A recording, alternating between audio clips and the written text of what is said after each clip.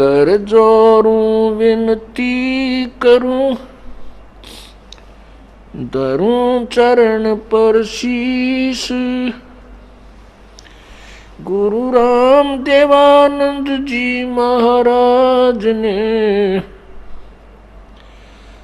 दियो नाम बख्शीश। कोटि कोटि सिजदा करूं, कोटि कोटि प्रणाम।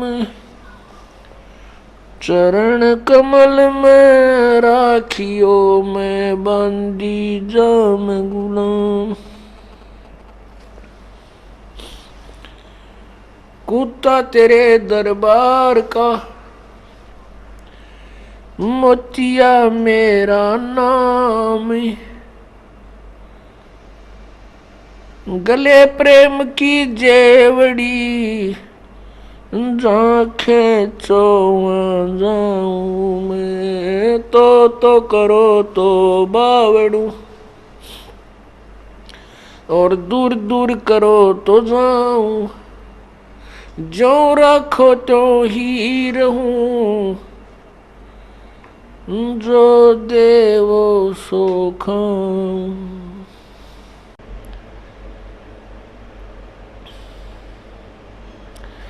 जय इब कै सतगुरु मिलें,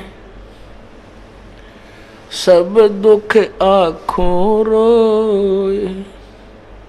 चरणों ऊपर शीश धरूं, कहूँ जो कहनी हो। कबीर गुरु जी मिलेंगे, पूछेंगे कुशलात। आद अंत की सब कहूँ, अपने दिल की बात। गुरु जी तुम ना भूलियो, चाहे लाख लोग मिल जाएं। हमसे तुमको बहुत है, तुमसे हमको नहीं। तुम्हारे विसारे क्या बने, मैं किसकी शरण में जाऊं। शिव विरंच मुनि नारदा, इनके हृदय न समाऊं। बंदी छोड़ दयाल जी, तुम तक हमारी दौड़। जैसे कागज जहाज का, सूजत और न ठोर। अब गुण किए तो बहुत किए, अब गुण किए तो बहुत किए। करत न मानी हारे, बावे बंदा बख्श दियो, बावे गर्दन उतार। अवगुण मेरे बाप जी, बख्शो गरीब नवाज। जो मैं पूत कपूत हूँ, बोर पिता को लाज। मैं अपराधी जन्म का, नक्सक भरे विकार। तुम दाता दुख भंजना, मेरी करो संभारी।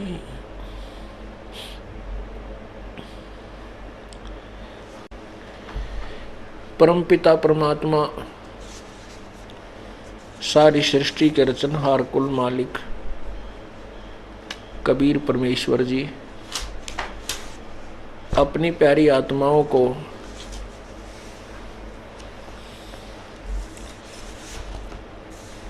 अपने निज घर का ज्ञान कराने के लिए स्वयं ही अवतरित होते हैं, स्वयं ही प्रकट होते हैं।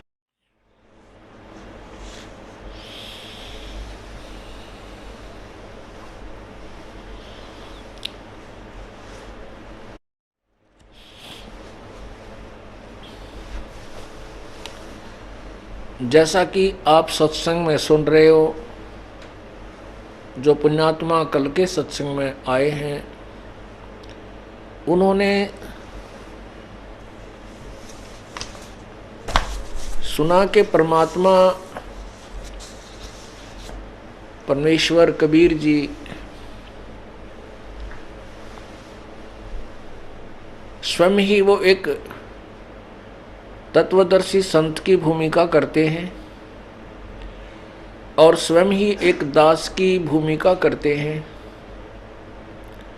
स्वयं ही वो परमात्मा होते हैं और स्वयं ही वो एक अच्छे भक्त की लीला करते हैं। वो एक सुयोग्य शिष्य की लीला भी करते हैं। वो परमात्मा हमारे लिए उदाहरण छोड़कर जाते हैं कि पुण्यात्माओं, आप जैसा कि मैंने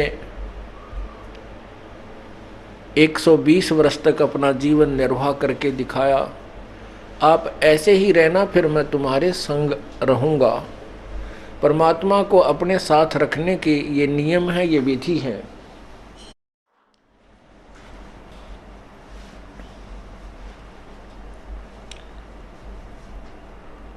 सारी सृष्टि के रचनहार सर्वेश्वर महेश्वर परमेश्वर ये कबीर देव हैं। महेश्वर का अर्थ भी परमेश्वर होता है, परमेश्वर, श्रेष्ठ ईश्वर, उत्तम पुरुष है तू अन्य। और महेश्वर का अर्थ होता है महान ईश्वर, यानी ईश्वरों से भी बड़ा। इस महेश्वर की फीत हमने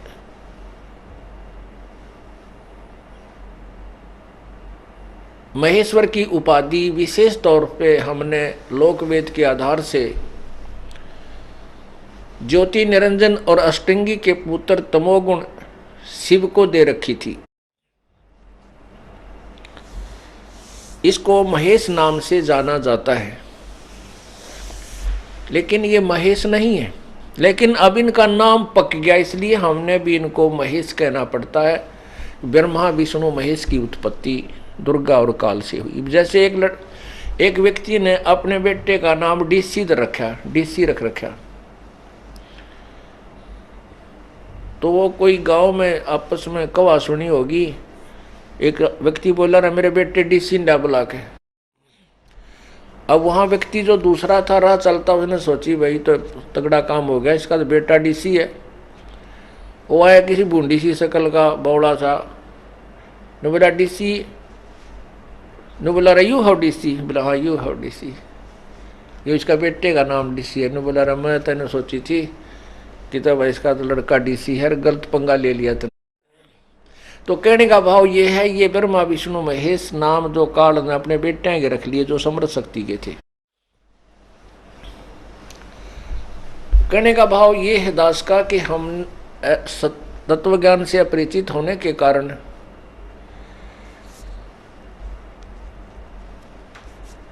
हम परमात्मा से दूर हो गए। तो वो परमात्मा कबीर जी जो है सर्वशक्तिमान होते हुए भी यहाँ पर किस प्रकार रहे, एक झोपड़ी में और हाथ से कपड़ा बुनकर अपना निर्वाह करते थे। परमात्मा ने इसलिए ये लीला की कि हमने भ्रमित ज्ञान के आधार पर, लोकवेद के आधार पर ऋषियों से, महर्षियों से या अन्य तत्व ज्ञानहीन प्रचारकों से एक ही बात सुन रखी है कि परमात्मा पाने के लिए बहुत ज़्यादा संघर्ष करना पड़ता है, स्ट्रगल करना पड़ता है। कोई खड़ा होके तप करता है, कोई बैठ के समाधि लगाता है, कोई निराहार रहता है, कोई पवनाहारी है, कोई फलोहारी है, कोई दूधाधारी है। तो हम ये सोचा करते भी भगवान तो ऐसे ही मिलता होगा, पर इस तरह हम तो कर नहीं सकते, इसलिए हम परमात्मा पाने के योग्य नहीं हैं। फिर भी हमारी चाह, हमें ये मालूम था कि भगवान तो वो पाओगे जो जंगलों में बैठे हैं, घर त्याग गए, फिर भी हम भगवान को नहीं भूल सके। फिर भी हम उसकी चाह में कोई न कोई साधना कर ही रहे थे, क्योंकि आत्मा भगवान के साधना के बिना रह नहीं सकती। और ये साधना किस लिए करती है कि मुझे मेरा पिता मिल जाए जिससे मैं बिछुड़ चुकी हूं। तो परमात्मा ने हमें ये एक उदाहरण दिया है कि परमात्मा पाना कोई कठिन नहीं है, लेकिन उसका रास्ता मिलना कठिन है। अब हमने यहां से मान लिया बम्बे जाना है और रास्ता ठीक मिल जाओ तो हम पैदल चलेंगे तो भी पहुंच जाएंगे 2 दिन में, 4 दिन में, 10 दिन में तो वहां पहुंच जाएंगे। जब रास्ता ठीक नहीं मिलेगा, चाहे हमारे पास मोटर कार है तो भी कभी इधर भाग रहे हैं, कभी इधर भाग रहे हैं, कभी वापस जा रहे हैं। और रास्ता मिलने के बाद हम अपने साधनों से उस परमात्मा के पास चले जाएंगे। रास्ता ठीक होना चाहिए, यानी वे ऑफ वर्शिप, पूजा की विधि प्रभु की शास्त्र अनुकूल हो तो परमात्मा पाना कठिन नहीं है। तो शास्त्र विरुद्ध ना होकर के साधना, हमारी साधना शास्त्र विरुद्ध होने से, शास्त्र अनुकूल ना होने से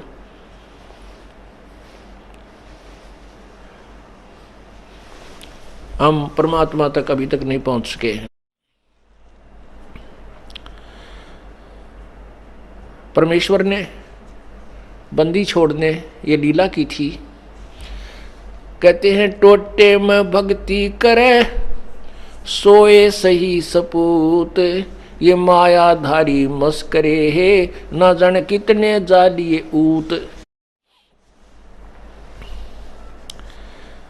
परमात्मा में श्रद्धा, गरीब से गरीब व्यक्ति सच्ची श्रद्धा लगाएगा, सत्य साधना करेगा, वो परमात्मा पा जाएगा। हम ये सोचा, दूसरी हमारी धारणा ये थी कि जो लोग बहुत दान करते हैं, भंडारे करते हैं, मंदिरों में लाखों रुपए दान कर देते हैं, वही भगवान के निकट जाएंगे। कोई बात नहीं, वो भी जाएंगे यदि उनकी सच्ची श्रद्धा और सच्ची साधना है तो। और एक गरीब से गरीब व्यक्ति भी भगवान के दरबार में जाएगा, उसकी सच्ची साधना और सच्ची श्रद्धा है तो दोनों ही परमात्मा पाएंगे।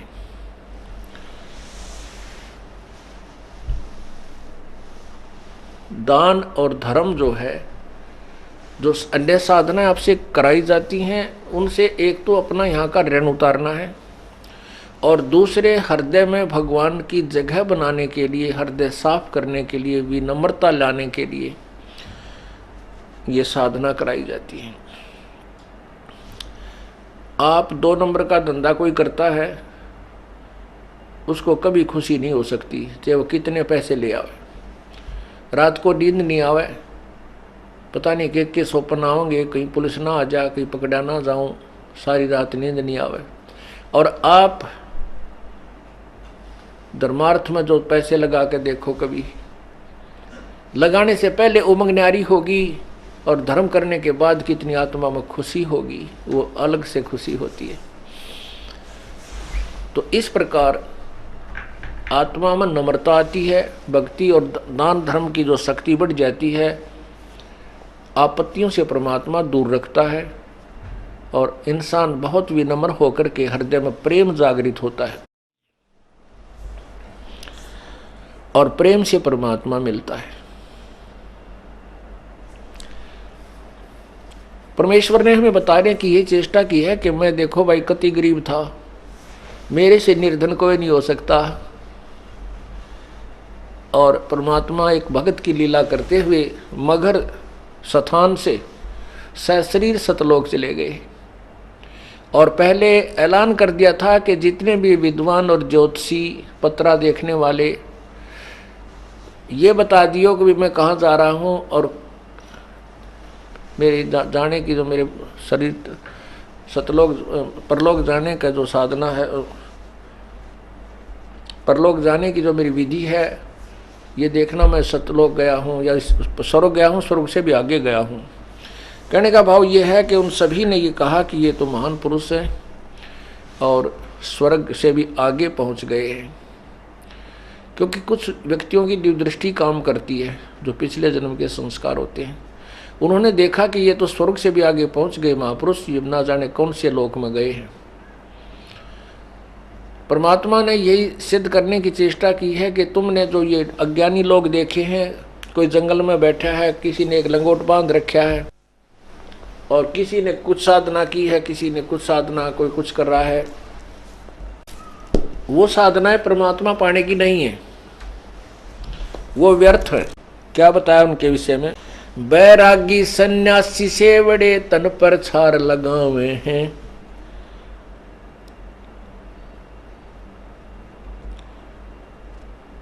पांचों नार 2500 लड़के धुंधु धार मचावे हैं।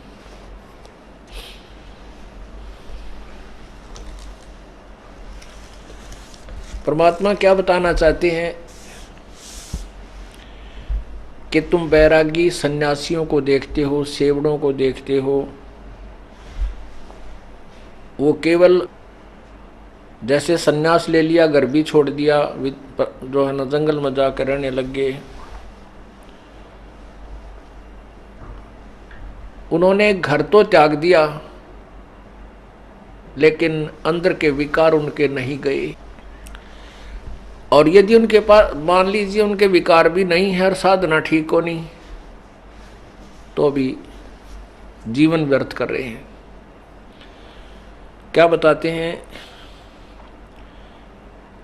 बैरागी सन्यासी से बड़े तन पर छार लगावे हैं, और पांचों नार 2500 लड़के धुंधु धार मचावे हैं। पांचों नारी, एक नारी त्याग दीनी 5 नारी गैल वे, पाया न द्वारा मुक्ति का सुखदेव करी बहु सैल वे। सुखदेव ऋषि ने बाल ब्रह्मचारी रह करके शास्त्र विरुद्ध साधना से बहुत आकाश में उड़ जाने की सिद्धि भी प्राप्त होगी थी, तो भी परमात्मा का मोक्ष मार्ग नहीं मिला, मोक्ष का द्वारा नहीं मिला, वे ऑफ वर्शिप ठीक नहीं थी उसकी। इसलिए एक नारी त्याग दीनी 5 नारी गैल वे। कहते हैं हमने घर त्याग दिया, मनुष्य ने स्त्री को इसलिए त्याग दिया कि भजन में बाधा करती है। जैसे उनकी सोच है, वैसे तत्वज्ञान की रोशनी में पता चला है कि कोई भी बाधा नहीं करते, ना स्त्री पुरुष के लिए बाधक है, ना पुरुष स्त्री के लिए बाधक है। बाधक तो हमारे विकार, जो अन्य विकार हैं, और साथ में शास्त्र साधना, वो हमारे बाधक है। एक नारी यानी एक स्त्री को त्याग कर तू बैरागी बन बैठा, और कहते हैं 5 नारी गैल वे, काम क्रोध मोह लोभ अहंकार, ये न्यो के न्यो तेरे साथ, ये 5 और तेरे साथ तेरा ब्याह राखी, इन न त्याग, तब मानना कि तू बैरागी और सन्यासी है।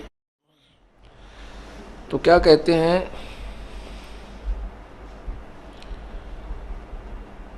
एक समय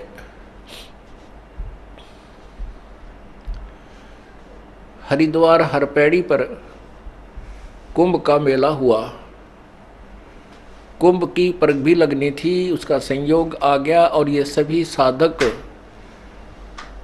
जो तीनों गुणों के उपासक, गिरी पुरी औघड़नाथ कनपाड़े वैष्णव नागा और बिना जड़े कितने प्रकार के ये पंथ हैं, ये सारे सभी वहाँ पर स्नान करने के लिए, उस पर भी मैं उस संयोग में स्नान करने के लिए चले गए। वहाँ पर ये अपने अपने समूह में मिल जाते हैं। नागाओं की अलग मंडली होगी, वैष्णव की अलग, पुरी ग्रुप के अलग होंगे, गिरी ग्रुप के अलग होंगे, कनपाड़े न्यारे वैसे नाथ अलग से। ये जिनको हम ग्रह त्याग कर सन्यासी कहते हैं, जिन्होंने सन्यास ले लिया, बैरागी हो गए, उनके बारे में परमात्मा बताते हैं। उन्होंने 5 नारी गैर ले रखी, वो त्यागनी चाहिए थी। तो वहाँ पर क्या हुआ कि प्रथम स्नान करने के को लेकर के वैष्णव साधु में और नागा भक्तों साधुओं में झगड़ा हो गया। नागा के हम पहले नहावांगे, स्नान करेंगे, क्योंकि हम सर्वश्रेष्ठ हैं, हम त्यागी बैरागी हैं, और हम बिल्कुल निरिच्छा रहते हैं। वैष्णव साधु कहते हैं कि हम विष्णु जी के उपासक हैं, हम सर्वश्रेष्ठ हैं, विष्णु जी सबके मालिक हैं, और नाग्यो तुम टट्टी के हाथ भी ना धोते, उगाड़े फिरो पशु की तरह, तुम काहे के सर्वश्रेष्ठ हो, काहे के तुम उत्तम हो, हम पहले नहाएंगे। अब पहले स्नान करने के को लेकर के झगड़ा हो गया नागा और वैष्णो साधुओं में। अब वो ऊपर बीबी भूल गए, हर की पैड़ी भी याद नहीं रही, भगवान भी याद नहीं रहा, लट्ठम लट्ठा मुक्कम मुक्का गुट मारे एक दूसरे के जबाड़ा काट दें, फिर तलवार निकाल ली और तीर ठोके एक दूसरे पर, यानी पूरा महाभारत शुरू कर दिया।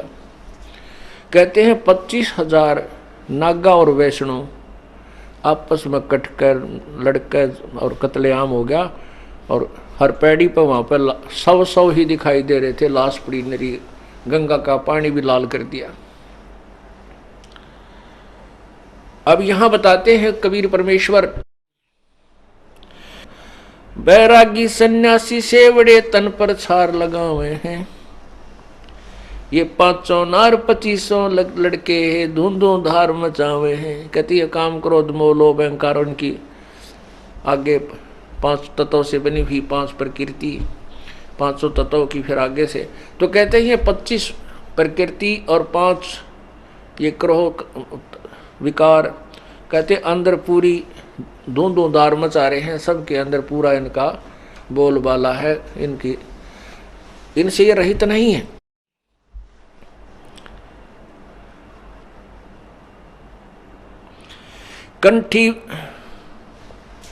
कंठी माला और मृगछाला सिर पे जटा रखावे हैं, ढोलक ताल झालरी पीटे ताना रीरी गावे हैं, यो भी बैदा है बैदे से भेद अलैदा, ये भी बैदा बैदा क्यों जाना, हम सतगुरु बैठे नो जाना।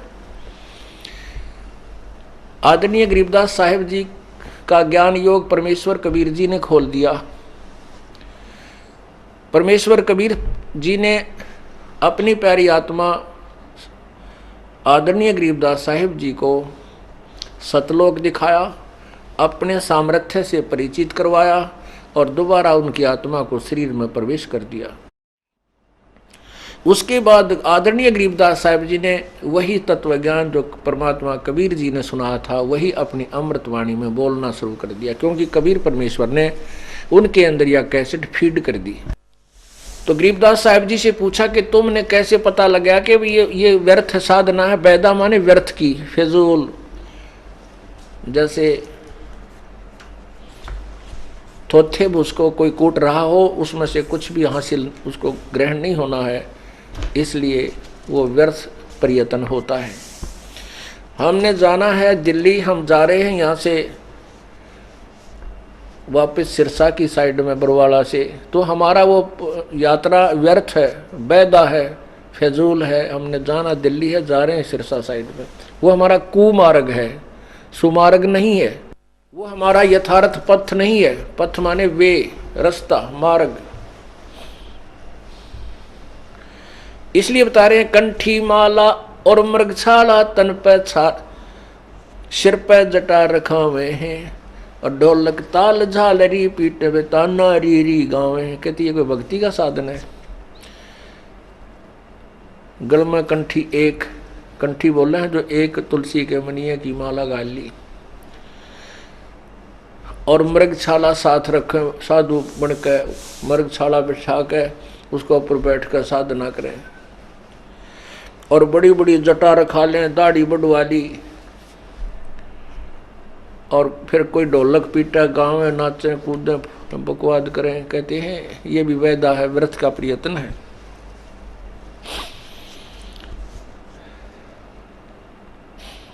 तन के योगी मन के भोगी, गुल्लर पेट पड़ावे हैं, गुजबीरज का मरम न जाने, ये भद्र भेख बनावे हैं। यो भी बैदा है बैदे से भेद अलैदा, यो भी बैदा बैदा क्यों जाना, हम सतगुरु बैठे नो जाना। अब गरीबदास जी महाराज कहते हैं कि हमने वह सतगुरु मिल गए। कबीर परमेश्वर वो स्वयं ही भगवान हैं, स्वयं ही सतगुरु हैं, स्वयं ही जगत गुरु हैं, तत्वदर्शी संत हैं।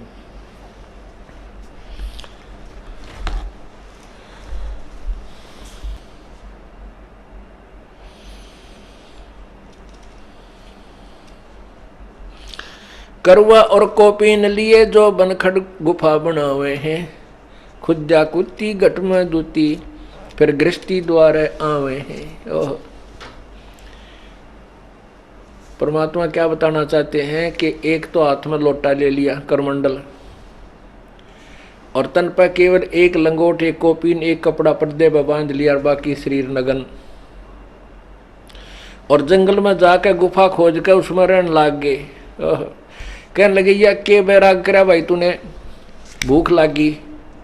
भूख ने एक दिन रोक लेगा, ज़्यादा से ज़्यादा एक रात भी रोक लेगा। अगले दिन फिर अगले दिन उठा गया लठ और ले का वो लोट करमंडल, और फिर चला गाँव में नगर में भीख मांगने के लिए, भिक्षा लेने के लिए। कहते फिर गृहस्थी का द्वारा आना पड़ा, फिर घर के छोड़ा तूने। करवा और को पीन लिए जो बनखंड गुफा बनावे हैं, या खुदा कुत्ती घट में दूती, फिर गृहस्थी द्वारा जावे हैं।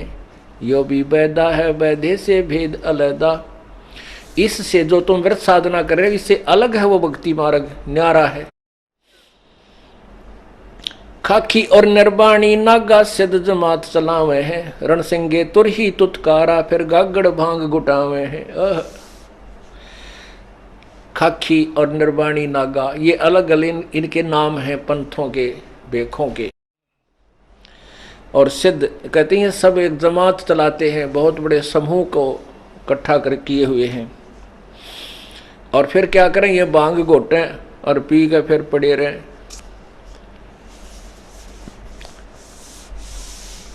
पुण्यात्माओं, इस काल ने इतना भ्रमित कर दिया मानो इस प्राणी को कि इस तय डड़े कितने डवा लो, कठिन से कठिन परिश्रम करवा लो, लेकिन सत भक्ति हो मन करे को नहीं। अब आप परमात्मा ने हमें वो साधना बताई है जो ओरिजिनल यथार्थ है, सब सदग्रंथों में प्रमाण है। और जिन महापुरुषों ने भगवान पाया उन्होंने यही साधना की है। और जिनको भगवान मिला नहीं वो चाहे कितना भी ड्रामा कर गए, कितना हठ योग कर गए, बड़ी बड़ी सिद्धियां दिखा गए, बड़े चमत्कार करके चले गए, लेकिन उनका जीवन व्यर्थ है। क्योंकि केवल उन्हीं महापुरुषों ने परमात्मा को साकार बताया है जिन्होंने भगवान पाया है, और जिन्होंने निराकार बताया उनको भगवान मिला ही नहीं। तो अभी तक जितने भी ये पंथ हैं, आप किसी भी पंथ की छुरी देख लो, मेरे पास सबका इतिहास रखा है। उन महापुरुषों ने ये बताया कि सतलोक में प्रकाश ही प्रकाश है, चेतन ही चेतन है, वहाँ कोई सतपुरुष नहीं है, कोई आत्मा नहीं। आत्मा परमात्मा के उस प्रकाश में लीन हो जाती है, जैसे समुद्र में बूंद समा जाती है। भले पुरुष हो, अगर वहाँ भगवान नहीं है तो हम के टिंडे लेंगे उड़ा जाके, बता हम क्या करेंगे जब भगवान वहाँ है ही नहीं, निराकार है, प्रकाश ही प्रकाश। प्रकाश ही सूर्य का रहा दिन में कितना देख ले। हमने तो भगवान से मिलना है जिसके देखते हैं आत्मा प्रसन्न हो, गदगद हो। हम तो उसके लिए तड़प रहे, यार वो है नहीं। अब कोई लड़की का ब्याह करे और उसने कहा बेटी तेरा ब्याह करेंगे तो नो हो जाएगी, फिर नु तेरा पति तो है ही नहीं, वो तो निराकार है, फिर वह उड़े टिंडे लेने जाएगी, वह क्या करेगी ब्याह करवा के। तो ऐसे भ्रमित कर दिया हमारे को, जबकि हमारे सारे सदग्रंथ कहने लग रहे भाई भगवान साकार है, मनुष्य जैसा है, उसका यो नाम है। तो उन महापुरुषों ने बताया है जिन्होंने भगवान को पाया है, उन्होंने परमात्मा साकार बताया है, मनुष्य जैसा बताया, उसका नाम कबीर बताया है। उनमें से कौन कौन है? आदरणीय धर्मदास साहिब जी, आदरणीय मलुकदास साहिब जी, आदरणीय दादू साहिब जी, आदरणीय नानक साहिब जी, आदरणीय गरीबदास साहिब जी, आदरणीय घीसा साहिब जी। ये आधा दर्जन तक दास का याद है जिन्होंने परमात्मा पाया, उन्होंने सशरीर बताया, उसका नाम कबीर बताया। हमारे सब सदग्रंथ प्रमाण देते हैं परमात्मा साकार है और उसका नाम कबीर है।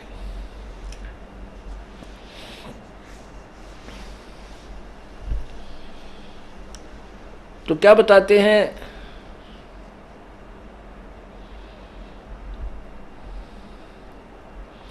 काशी गया प्रयाग महोदित जगन्नाथ को जावे हैं, लोहागर पुष्कर परसे हैं, द्वारका दाग दगावे हैं, यो भी बैदा है। तीर तुपक तलवार कटारी जमधड़ जोर बदावे हैं, हर पैड़ी हर हेत न जाना वाजा तेग चलावे हैं। ये जो 25,000 नागा और वैष्णो आपस में लड़के कटके मर गए, कत्लेआम कर दिया। उनके विषय में बता रहे हैं, तीर तुपक तलवार कटारी जमधड़ जोर बंधावे हैं, हर पैड़ी हर हेत न जाना वाजा तेग चलावे हैं, काटे शीश नहीं दिल करुणा वो जग में साध कमावे हैं, जो जन उनके दर्शन को जावे उनको भी नरक पठावे हैं, यो भी बैदा है बैदे से भेद अलहदा, यो भी बैदा बैदा क्यों जाना हम सतगुरु बैठे न्यू जाना। तीर तुपक तलवार कटारी, इतने बड़े बड़े छुर्रों को कटारी बोलते हैं, सीधे गोदे एक दूसरे में। वो तो कसाई थे, राक्षस थे, डाकू थे, उनको हम संत कहा करते थे, उनको सन्यासी कहते थे। तीर तुपक तलवार कटारी जमदड़ जोर बदावे हैं, डट कर झगड़ा करें कहते, लड़ाई करते हैं। और हर पैड़ी हर हेत ना जाड़ा, हर की पैड़ी कहें और भगवान का बैबी को नहीं, उसकी छाती के ऊपर कत्लेआम करने लग रहे तुम, फिर भगत की कहाँ के हुए? उनको हर की पैड़ी नाम भी क्यों रखा तुमने, जब वहाँ भगवान है ही नहीं, और भगवान के सामने तुम ऐसा जुल्म कर रहे हो, फिर तुम भगवान की चाह कहाँ तुम्हें?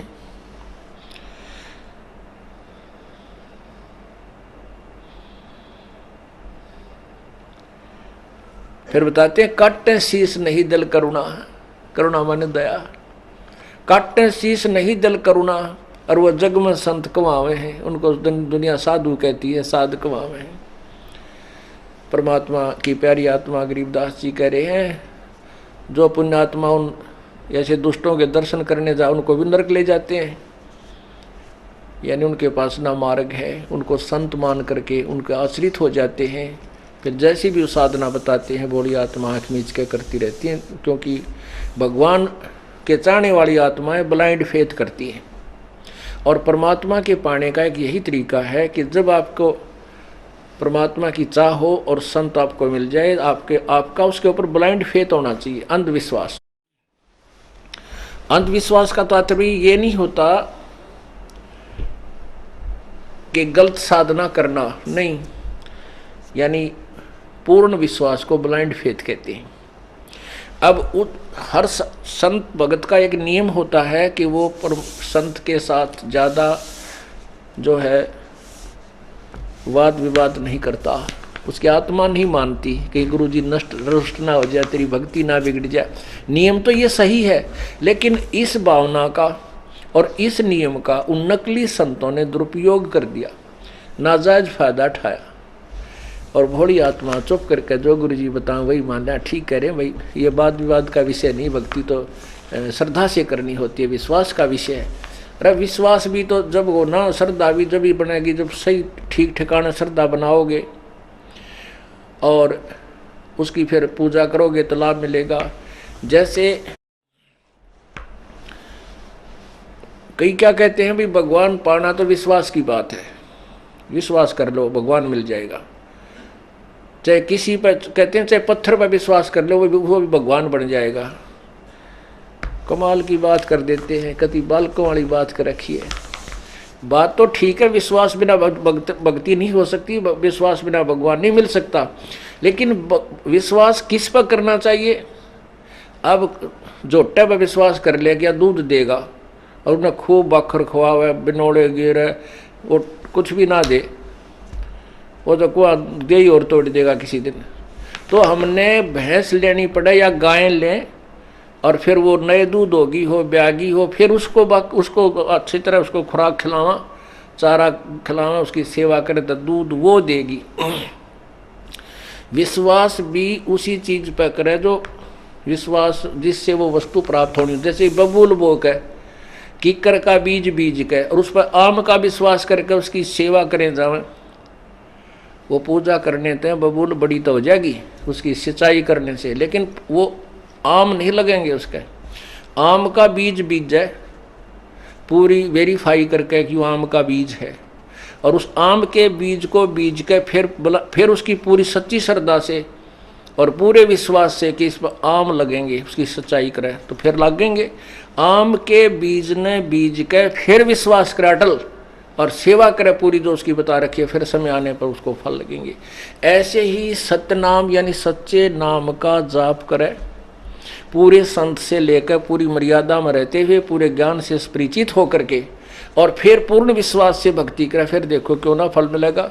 क्यों, कैसे नहीं भगवान मिलेगा? मिलेगा विश्वास से।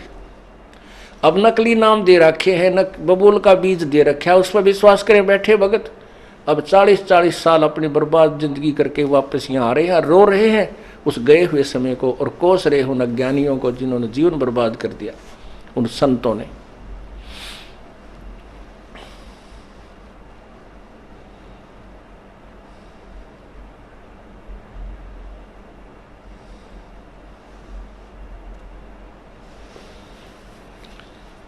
संपट सिलाकू साहेब कहते चेतन सार चलावे हैं, अंधा जगत पुजारी जिसका दुनिया का मन बावे है। ऐसी उल्टी साधना बता दी, पत्थर का भगवान बना दिया, कहते इसकी पूजा कर लो बस इसी से मोक्ष हो जाओगे। अरे नहीं, परमात्मा कहते हैं मूर्ति भगवान की बुरी नहीं, लेकिन उस मूर्ति की पूजा व्यर्थ है। पुण्यात्मा, हम परमात्मा कबीर परमेश्वर जी क्या हमें बताना चाहते थे ये न तो हम समझ सके, और हमने समझने की चेष्टा की तो हमारे नकली गुरुओं ने, धार्मिक गुरुओं ने परमात्मा क्या कहते थे उसके विपरीत उलट पुलट कह करके हमें भ्रमित कर दिया। परमात्मा मूर्ति के विरोधी नहीं थे, मूर्ति पूजा के विरोधी थे, उसको निषेध बताते थे। जैसे आपके पास आम है, आम के फल या सेब के फल की आपके पास मूर्ति रखी है, और सेब की और आम की मूर्ति बनाने वाला कारीगर ऐसी बना देता है कि आदमी भ्रमित हो जाता है ये ओरिजिनल है या डुप्लीकेट। परमात्मा कबीर परमेश्वर जी मूर्ति के विरोधी नहीं थे, मूर्ति पूजा को निषेध बताते थे। अब जैसे आपके पास आम के या सेब के फल की मूर्त रखी है पत्थर की, और वो इतनी अच्छी होती है, बनाने वाले ने इतनी कारीगरी दिखा रखी होती है कि आदमी को ये भ्रम हो जाता है ये सचमुच ओरिजिनल है या डुप्लीकेट।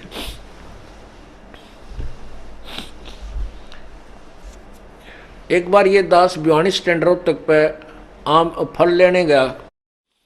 मेरे से पहले उस दुकान पे एक व्यक्ति खड़ा, वो कहने लगा भाई वो ऊपर वाले आम दे मुझे, वो ऊपर रखे, वो सबसे वो कॉलम से बना रखे थे उसने काट के, ऊपर सबसे ऊपर वाले मुझे नकली पत्थर के रखवा रखी सुंदर मूर्ति, और पूरा कॉलम भर रखा उनते, बहुत सुंदर। नीचे वाले तो शाम का समय था, वो सारे तकरीबन खरीदने वालों ने छांट छांट कर खरीद लिए थे, वो फिर थोड़े बहुत रह रहे थे, वो अच्छे नहीं लग रहे थे देखने में। वो कह रहा अभी वो दे दे, वो फिर उन्हीं में से चुग चाक के वो छांट छूट कर उसके चढ़ाने लगा, तोलने लगा। उन्होंने बोला भाई मेरी बात सुन, पैसे कितने ले ले पर वो दे दे। वो आदमी खड़ा हुआ, उन्हें ठा के एक पत्थर का वो तार काम उसके हाथ में धर दिया, वो किलो पक्का का, वो नो करे। ने बोला यूँ के? वो बोला भले मानस यूँ पत्थर के हैं ये तो केवल मूर्ति रखी है इनकी, और मेरे पास आम यही हैं, लेने हो तो ले ले। अब वो ऊपर वाले इतने अच्छे बना रखे थे, नीचे वाला ने फेल कर रहे थे जो ओरिजिनल को भी। तो पुण्यात्माओं, जैसे आपके पास वो आम के फल की पत्थर की मूर्ति रखी है, उस मूर्ति को देखने से आपको उस फल के गुणों का ज्ञान होगा और अंदर उसके पाने की प्रेरणा बनेगी, उसको खाने को के लिए मुंह में पानी आएगा। फिर आप सोचोगे भी कहाँ मिला है, आपको पता है जेब में पैसे होने चाहिए और बाज़ार में मिला है। आप पैसे लोगे और बाज़ार में जाओगे, आम कह करके खरीद लाओगे, आप खाओ। अब उस आम की मूर्ति में वो गुण नहीं है जो आम के फल में है, आम के फल की मूर्ति में गुण नहीं है जो आम के फल में ओरिजिनल में गुण है। वो फल जो मिट्टी पत्थर वाली है मूर्ति है, वो उसके गुणों से की प्रेरणा अवश्य देती है, उसके पाने की चाह उत्पन्न होती रहती है। इसलिए मूर्ति बुरी नहीं है, लेकिन वो मूर्ति वाला फल मिलेगा कैसे, उस विधि का पता होना चाहिए। पहले मजदूरी करे, मजदूरी करके पैसे जेब में ले और फिर बाजार में जावे और मंडी से फिर आम तो लेकर फिर गट गट खावे हैं, सारा टेस्ट आवे।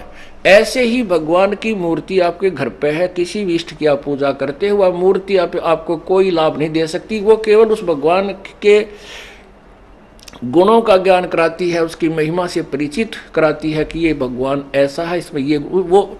और वो ज्ञान उसका कहाँ से हुआ? आपको उसकी जीवन लीला से। जैसे भगवान विष्णु की जीवन लीला विष्णु पुराण में, देवी पुराण में, क्योंकि पुराण जो है ये 18 अवश्य हो गए, लेकिन ज्ञान इनमें एक ही है। और ये सभी ब्रह्मा जी द्वारा कहे गए हैं। ब्रह्मा जी के सुनने के बाद अन्य ऋषियों ने उनसे सुनकर कुछ अपना अनुभव, कुछ वैसे वो मिला मिलू कर 18 भाग बना दिए। तो विष्णु जी के विषय में ज्ञान कहाँ हुआ? विष्णु पुराण से। तो आप विष्णु पुराण को पढ़िए, विष्णु पुराण के से फिर उसके बाद उस गुरु के पास जाइए जो आपको विष्णु जी की साधना बताता है, और फिर आप उसकी साधना करोगे तब वो मूर्ति वाला भगवान लाभ देगा जितना उसमें गुण है, जितना वो दे सकता है। तो इसी प्रकार हम कबीर परमेश्वर पूर्ण परमात्मा के मूर्ति अपने पास रखेंगे तो उस मूर्ति से हमें कोई लाभ नहीं होगा, लेकिन मूर्ति वाले भगवान से लाभ होगा। वो कैसे मिलेगा? उसकी हिस्ट्री से हमें पता चलेगा ये कितना भगवान है, कितना इसमें शक्ति है, उसकी कहानी से, उनकी लीला से। फिर उस संत तत्वदर्शी संत, उनके गुरु के पास जाइए जो उनको उनका पूर्ण यथार्थ ज्ञान जानता है, उससे उपदेश लीजिए और फिर नाम की मजदूरी कीजिए, फिर भगवान का फल खाइए, वो भगवान रूपी फल फिर प्राप्त कीजिए। तो क्या बताते हैं? संपट सलाकों साहेब कहते चेतन सार चलावे हैं, अंधा जगत पुजारी जिनका दुनिया का मन भावे हैं। वो अनाड़ी संत गुरु कहते मूर्ति दे दी और इसी की पूजा करो, इस पर फूल चढ़ाओ, मत्था टेको, पता से चढ़ा दो है और पैसे चढ़ाओ, बेड़ा पार हो जाएगा। नहीं। और कहते अंधा जगत पुजारी जिसका, अंधा ज्ञानहीन, ज्ञान नेत्रहीन जगत वो नकली संतों के पीछे, उन गुरुओं के पीछे घूम रहा है जो पत्थर को भगवान कहते हैं।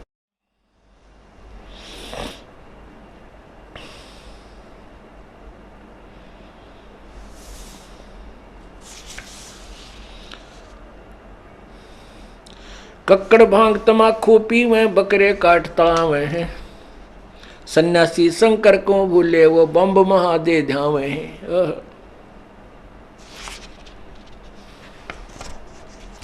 ये 10 नाम दया नहीं जाने, गेरू कपट रंगावे हैं, पार ब्रह्म से परचे नाही, शिव करता ठहरावे हैं।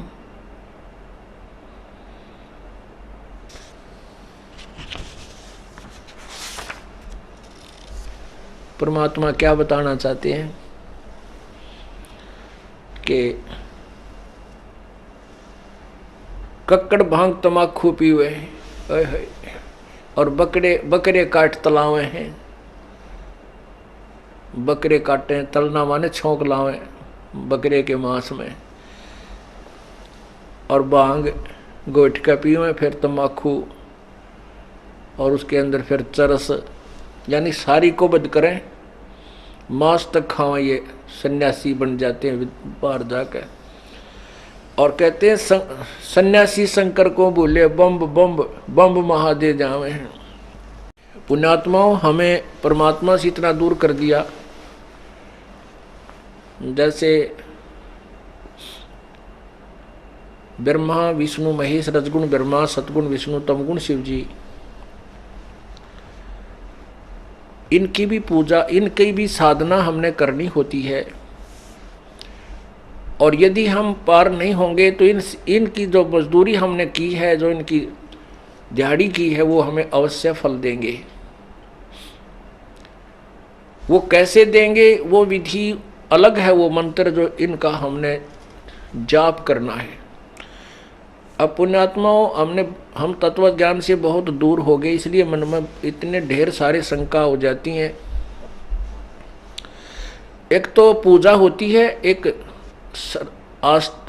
सत्कार होता है। पूजा और आदर में, सत्कार में बहुत अंतर है। जैसे एक लड़की पतिव्रता लड़की एक ज्वाइंट फैमिली में रहती है, सह परिवार में, उसमें ज्येष्ठ भी है, जेठ भी हैं, जेठानी भी, देवर देवरानी, छोटी बड़ी ननद, सास और ससुर, सभी प्रकार का परिवार होता है। तो वो लड़की सभी को यथोचित आदर सत्कार देती है, उनका सत्कार करती है, लेकिन पूजा अपने पति की करती है। पूजा मीन समर्पण। पूजा का अर्थ होता है सच्चे दिल से जिसमें हृदय जुड़ जाए। अब जैसे जेठ है बड़ा, सास ससुर है, उनको वो स्नान करते हैं, उनका पानी डाल करके कपड़े धोते हैं, कपड़े देते हैं, और सास ससुर की सेवा भी करती है बेटी, अपने बाप की कमर भी मसल देती है, उसके कपड़े भी धो देती है, धोती तक भी साफ करती है। तो वो सत्कार है।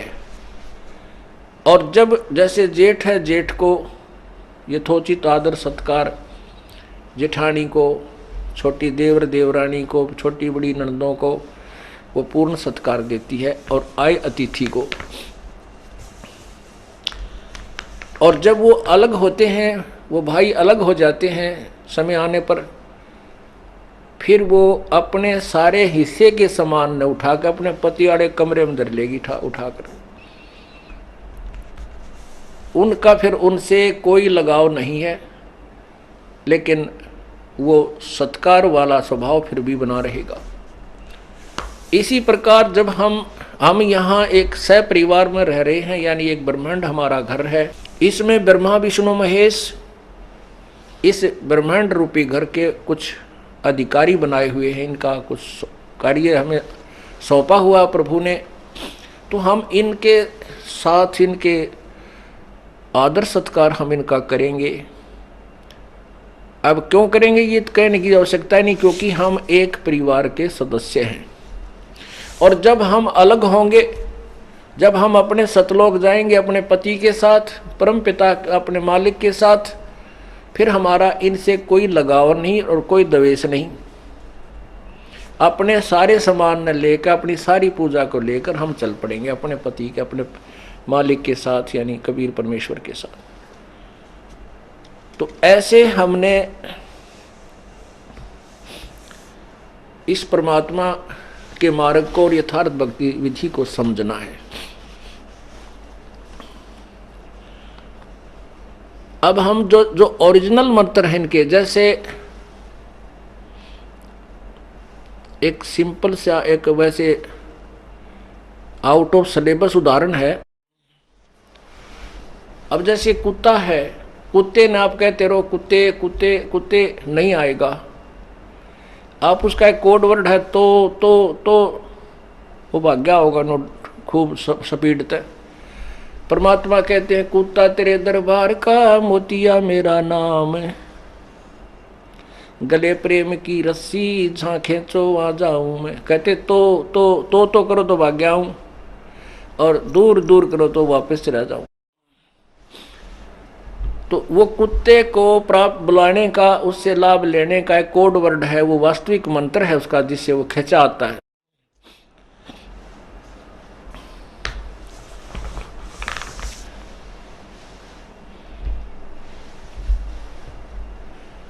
और भी बहुत से उदाहरण हैं, वो यहाँ वर्णन करने योग्य नहीं है, जिनसे वो पशु प्रभावित होते हैं।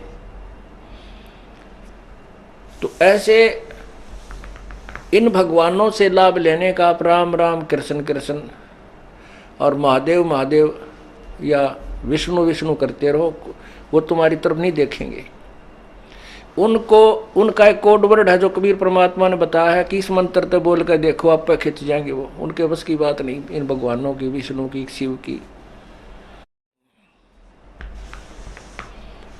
ये उनसे लाभ लेने के, उनको अपने निकट बुलाने के मंत्र हैं। तो क्या बताना चाहते हैं? सन्यासी शंकर को भूले, बम्ब महादे ध्यावे हैं, काकड़ भांग तमाकू पीवे और बकरे काट तलावे हैं।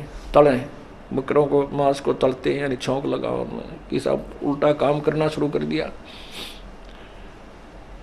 अब जैसे आपने ये कावड़ियानियाँ देखे होंगे सावन के महीने में, अब देखो पुण्यात्मा है, परमात्मा के लिए तड़फ रही हैं, उनको जैसा भी किसी ने मार्गदर्शन कर दिया, बूढ़ी आत्मा उस पर सर की बाजी लगा कर लग जाती हैं। जाते समय किसी साधन से जाते हैं, आते समय नंगे पैरों, और वो मेरे ख्याल में आधा किलो गंगा जल गाल के लोटे में और दरका कांधे पे और चल पड़ते हैं। और वो वहाँ से वहाँ तक आते हैं तो क्या बोलते हैं, बम बम बम बम, और दूसरा नाम नहीं। अब उन भोली आत्माओं ने डले तो ढोने थे। अगर उस भगवान का वास्तविक मंत्र भी होता तो कुछ मंत्र के जाप का लाभ तो बन जाता। वो वास्तविक मंत्र भी को ना दो, शिव जी से लाभ मिलेगा, वो मंत्र ये दास देता है, जिससे ये भगवान अपने आप खिंचे आते हैं, इनके बस की बात नहीं। तो वो क्या करते हैं, वहां से पाइया पानी लेंगे, पाइया जल गंगा जल लेकर गाल कर उसमें लोटे में बांध के एक लटके और चलेंगे वहां से, और रास्ते में बम बम बम बम, और कोई मतलब नहीं, कोई बात नहीं, कोई नाम नहीं, कोई चर्चा नहीं, कोई गुणगान नहीं भगवान के। अब परमात्मा की चाह किसको होती है, जो पिछले जन्म के संस्कारी हंस हैं, वही भगवान की मतलब चाह में कोई ना कोई साधन, कुछ भी उसने कोई बता दिए, वो लगे बिना रहता नहीं। तो वो पिछले जन्म के पुण्यकर्मी प्राणी भगवान की प्राप्ति के लिए प्रयत्न कर रहे हैं। रास्ते में ये सेठ लोग क्या करते हैं, फरी भंडारा खोल देते हैं। अब वो पुण्यात्मा जो पिछले जन्म का कोई पुण्य था, उसमें से वहाँ खाना खाते हैं, वो पुण्य उस खाना खिलाने वाले को लग गए, मिल गए, उसके खाते से जो है डेबिट हो गए, और जिसने खाना खिलाया उसमें क्रेडिट हो गया, उसको मिल गए, उसके कम हो गए। और सावन के महीने में इतने जीव जंतु हो जाते हैं जो बहुत गुणे। सावन के महीने में जो पाप जीव को होता है पूरे वर्ष में नहीं होता। ये जीवन सा जो पैरा तला जीव जंतु मरते, इतने जीव जंतु बन जाते। और उस सावन के महीने में काल ने कैसा घाटा जुड़वा दिया, कैसे एक भ्रमित ज्ञान करवा दिया। वो भोली आत्मा सावन के महीने में, और हरिद्वार से लेकर मान ले बरवाड़ा आवे तो कम से कम भी 250-300 किलोमीटर होगा, और वहां से यहाँ तक कितने जीव पैरा के नीचे मार दिए, वो बैड अकाउंट में लिखे गए उनके। क्योंकि जब तक हमने पूर्ण परमात्मा कबीर प्रभु की साधना, सत्य साधना नहीं मिलती, तब तक प्राणी को दोनों भोग मिलते हैं, पुण्य अलग लिखे जाते हैं, पाप अलग। जैसे आपने महावीर जैन जी का इतिहास देखा, उन्होंने जो पुण्य और साधना की थी उनके आधार से तो वो स्वर्ग गया, और बाकी जो पाप थे वो भी साथ लिखे गए। उनके आधार पर वो 60 करोड़ बार गधा, 30 करोड़ बार कुत्ता, 20 करोड़ बार बिल्ली, पता नहीं कितने जुल्म हो गए, नरक में गया। तो इतने पाप उस कावड़ लेने वाली प्यारी आत्मा को अपने घर तक लिखे गए, और पुण्य एक भी को नहीं, क्योंकि वो शास्त्र विरुद्ध साधना। गीता जी अध्याय नंबर 16 के मंत्र 23 में कहा कि शास्त्र विधि को त्याग कर जो मनमाना आचरण, मनमानी पूजा करते हैं, उनको ना तो कोई सुख होता है, ना कोई सिद्धि होती है, ना उनकी गति होती है, अर्थात यूजलेस, व्यर्थ। अब उन पुण्यात्माओं के पाप तो गिठड़ी बंद गई, और बम बम कहने का कोई मंत्र नहीं, ना कोई से लाभ इसके बोलने से। जो पुण्य थे पिछले जन्म के, वो रास्ते में उन खाना खिलाने वालों ने कुछ तवल खसोट लिए, ले लिए, और वो पाइया पानी था वो चढ़ा दिया कि पत्थर की मूर्ति पर जा गिरा। अब उसका पल्ला तो बम बम रह गया और कुछ भी कोई ना। और कह वो गिठड़ी पापों की जो बांध ली, इतने जीव मार के, कहते पृथ्वी ऊपर पग जो धारे, करोड़ जीव एक दिन में मारे। होय होय।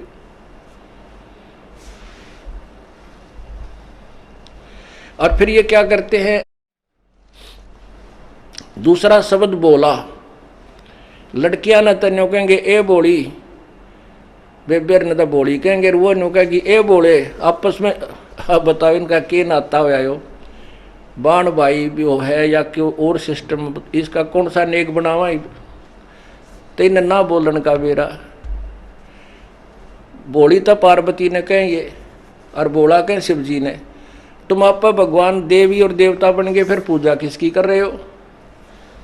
तो क्या बताते हैं, कक्कड़ भांग तमाकू पीवे, बकरे काट तलावे हैं, सन्यासी शंकर को भूले ये बम्ब महादे झावे। इन सन्यासियां थी, अब बम्ब सब दिन बोले भगतान मिल गया, ये भी बम बम कर कहने लगे रहते हैं भगवान प्राप्ति के लिए। अब बोला शब्द वैसे भगवान के लिए प्रयोग नहीं करना चाहिए हमने, ये उनकी बेइज्जती कर रहे हैं हम।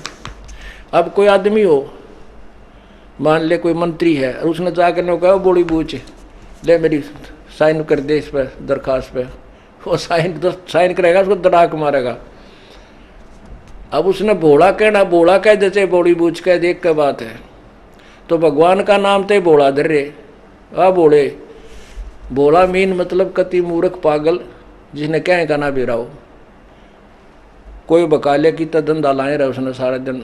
तो इस तरह के व्यक्ति को भोला बोलते हैं। तो भोला शब्द तो हमने भगवानों के प्रति लाना ही नहीं चाहिए, चाहे वो समय अनुसार, चाहे उन्हें कैसी भी लीलाएं बन गई हैं, लेकिन हमारा फर्ज नहीं बनता उनको भोला बाला कहने का।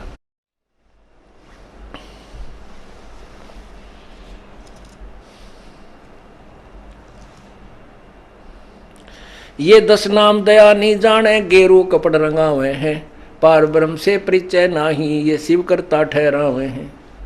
ये 10 नामी सन्यासी, 10 नामी जो साधु हैं, सभी कहते हैं ये भगवान शिव जी के पुजारी, कहते हैं शिव को मालिक बताते हैं, शिव ही सर्वशक्तिमान है, ये सृष्टि रचनहार है, ये सबका करता धरता है। कहते हैं शिव को भगवान बतावे हैं, तो इनकी पूजा के सत्र का आपको पता लग गया ये क्या कहना चाहते हैं। और शिव जी कहते हैं हम तो नाशवान हैं, हमारा तो जन्म मृत्यु होता है, समर्थ तो कोई और शक्ति है। भगवान शिव जी भी किसी और की पूजा करते हैं।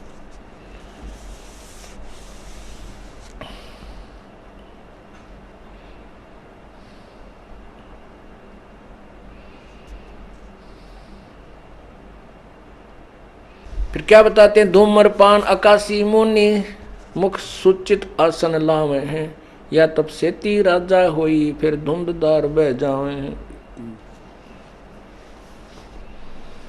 गीता जी अध्याय नंबर 4 के श्लोक नंबर 25 से लेकर के और 34 तक एक विशेष वर्णन दिया है।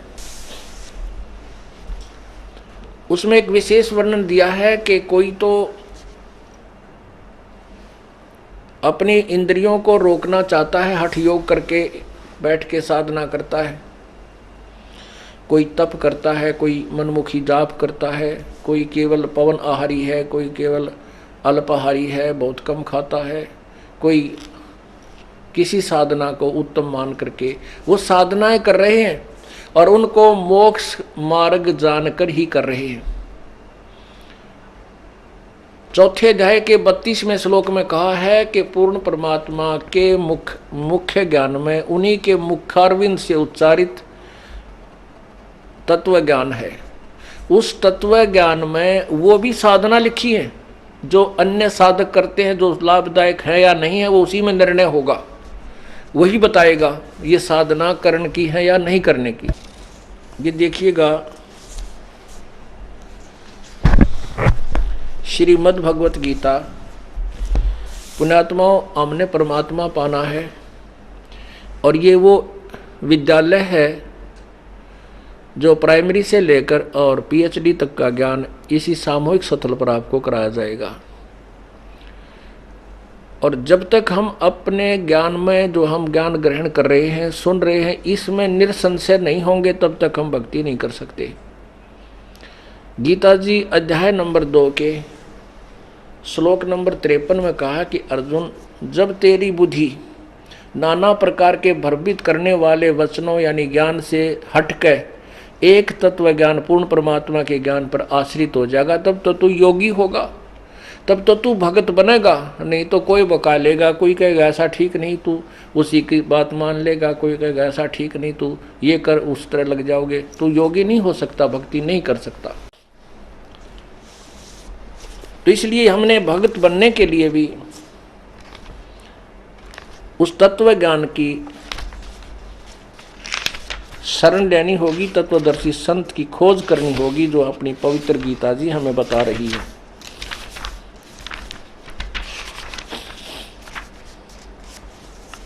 ये देखिएगा श्रीमद् भगवत गीता,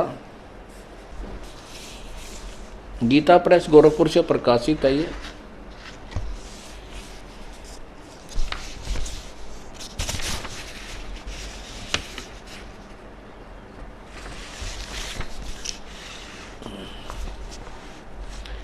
प्रकाशक में मुद्रक गीता प्रेस गोरखपुर, गोविंद भवन कार्यालय, कलकत्ता का संस्थान। अध्याय नंबर 4 का और श्लोक नंबर ये 25 है। दूसरे योगीजन देवताओं के पूजन रूप यज्ञ का, यज्ञ माने साधना का अनुष्ठान करते हैं, भक्ति। और अन्य योगीजन दूसरे परब्रह्म परमात्मा रूप अग्नि में ब्रह्म अग्नो आत्म भेद दर्शन रूप यज्ञ को करते हैं। आत्मा रूप यज्ञ का ही आत्मा रूप यज्ञ का हवन करते हैं। और 26 में, ये 26 में है, अन्य श्रोत्र आदि समस्त इंद्रियों को संयम रूप अग्नि में हवन करते हैं। क्या करते हैं? दूसरे लोग शब्द आदि समस्त विषयों को, इन विषय इंद्रियों को अग्नि में हवन करते हैं।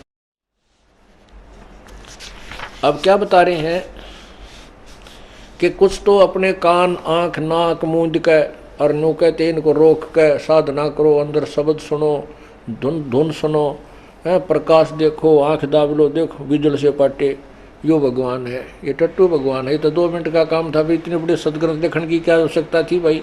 क्या ये गीता लिखने की आवश्यकता थी? एक लाइन लिख देते, कान आंख दाब के देख लो, प्रकाश दिखेगा, भगवान मिल गया, खत्म कहानी। नहीं, तो ये बता रहे हैं कुछ तो ऐसे बताते हैं, कुछ ऐसे बताते हैं, लेकिन ये तत्व ज्ञान नहीं है, ये वास्तविक ज्ञान नहीं है, ये पूजा की विधि यथार्थ नहीं है। आगे देखो क्लियर होता है।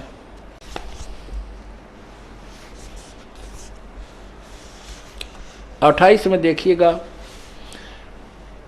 कई पुरुष यानी दूसरे द्रव्य संबंधी यज्ञ करने वाले हैं। कोई धन आदि ला कर भंडारे करते हैं, कोई तपस्या रूप यज्ञ करते हैं, कोई तप करते हैं, और दूसरे योगी योग रूप करने वाले हैं। और कितने ही अहिंसावादी तीक्ष्ण व्रतों से युक्त यत्नशील पुरुष स्वाध्याय अध्ययन ज्ञान यज्ञ करते हैं। अब क्या बताते हैं कि कुछ तो ऐसे हैं जो भंडारे भंडोरे करते हैं, कि तो दान कर देते हैं, और कुछ ऐसे हैं जो तप करते हैं, कुछ ऐसे हैं जो मुंह पर पट्टी बांध कर नंगे पैरा घूमते हैं और फिर बहुत कठिन तप करते हैं, खाना भी नहीं खाते 8-8, 9-9 दिन, 10-10 दिन। कहते हैं ये सभी ये क्या कर रहे हैं? ये इस तरह के अनुष्ठान करते हैं, साधनाएं करते हैं, और इनको मोक्षदायक जानकर ही करते हैं कि ये साधना मुझे मोक्ष देगी। लेकिन आगे देखना, इसका निर्णय देंगे। अब 29 में, अध्याय 29 और 30 में क्या बताया है कि दूसरे कितने योगीजन अपान वायु में प्राण वायु को हवन करते हैं, और कितने योगी प्राण वायु को अपान वायु में, अन्य कितने ही नियमित आहार यानी थोड़ा खाने वाले, प्राणायाम प्राण पुरुष प्राण और अपान की गति को रोककर प्राणों में हवन करते हैं। और ये सभी साधक यज्ञों द्वारा पापों का नाश कर देने वाले यज्ञों को जानने वाले हैं। ये क्या है इसका, ये क्या बताना चाहते हैं कि ये जो साधना जो कर रहे हैं, कोई तो श्वास, जैसे श्वास बाहर जाता है अंदर आता है, क्या बताते हैं, इस पर ध्यान रखो। बस सांस बाहर जा रहा है इसने भी ध्यान से देखो अंदर, और बाहर अंदर आ रहा है इसको महसूस करते रहो। ये साधना बताते हैं, नाम नहीं इसमें। और दूसरे नियमित आहार करते हैं और कुछ प्राणायाम करके ही परमात्मा को प्राप्त करना मान लेते हैं। और ये सब साधनों को परमात्मा पाने वाली और पापों का नाश करने वाली जानकर करते हैं। वो ये समझते हैं कि यही साधना है जो मोक्षदायक है और पाप नाशक है।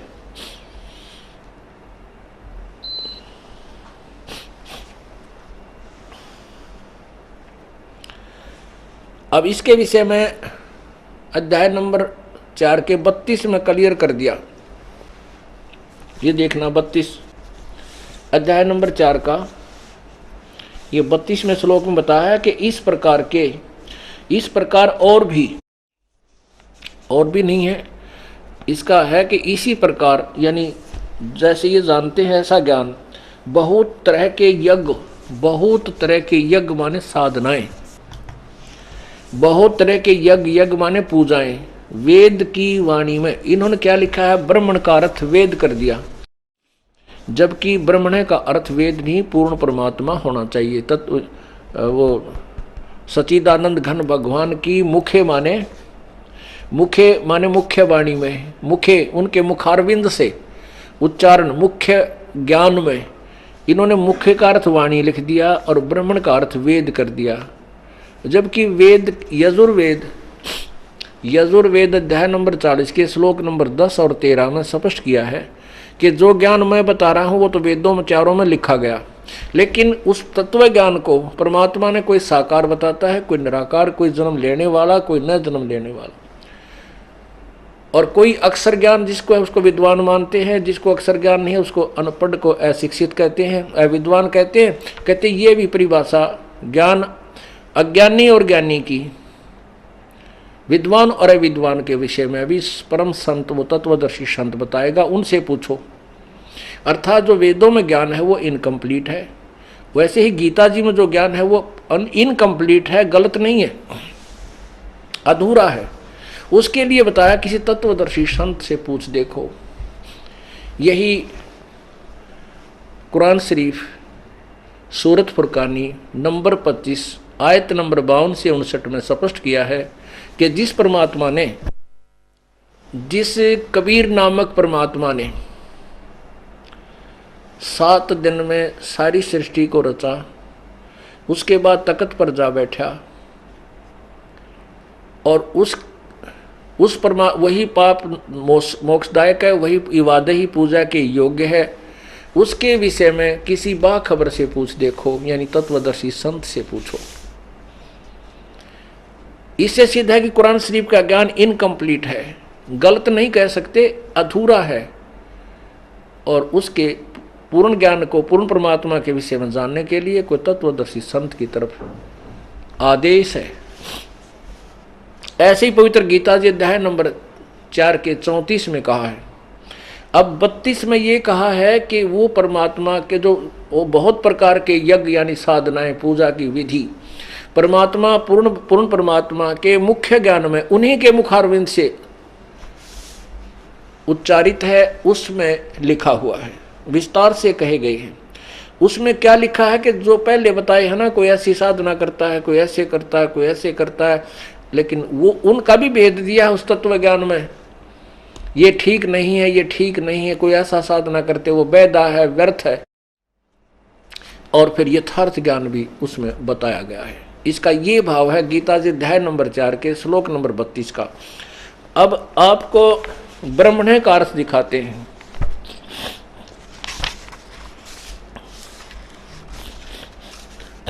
ब्रह्मण्य का अर्थ इन्होंने जो यहाँ किया है, वेद नहीं होता, क्योंकि ब्रह्म का अर्थ भगवान होता है और वेद का अर्थ है ज्ञान।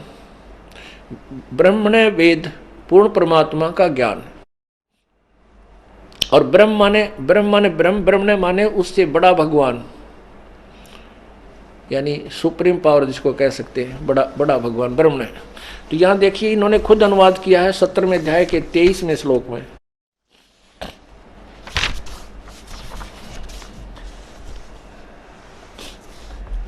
अध्याय नंबर 17 का और श्लोक नंबर ये 23 है।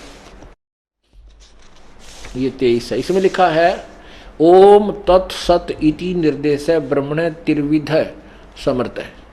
ये ब्रह्मण है। ब्राह्मणा तेन वेदा च यज्ञ च विहिता पुरा। ओम तत्सत, ऐसे यह 3 प्रकार का सच्चिदानंद घन ब्रह्म का नाम है। ब्रह्मण का अर्थ सच्चिदानंद घन ब्रह्म है, ना कि वेद। यहाँ इन्होंने अज्ञान के कारण, इनको ज्ञान ना होने से ब्रह्मण का अर्थ अध्याय 4 के 32 में ब्रह्मण का अर्थ वेद कर दिया। यहाँ लिखना था सच्चिदानंद घन ब्रह्म की वाणी में। चल न्यू मान लें, वाणी लिख लेंगे, कोई बात नहीं। यहाँ ब्रह्मण का अर्थ लिख देते हैं सच्चिदानंद घन ब्रह्म की वाणी में, अर्थात कबीर वाणी में, उसके तत्व ज्ञान में विस्तार से कहे गए हैं। उन सबको तू कर्म जान, यानी कर्म से होने वाले मन, इंद्री और शारीरिक क्रिया द्वारा संपन्न होने वाले जान। इस प्रकार जानकर उनके अनुष्ठान द्वारा कर्म बंधन से सर्वथा मुक्त हो जाएगा।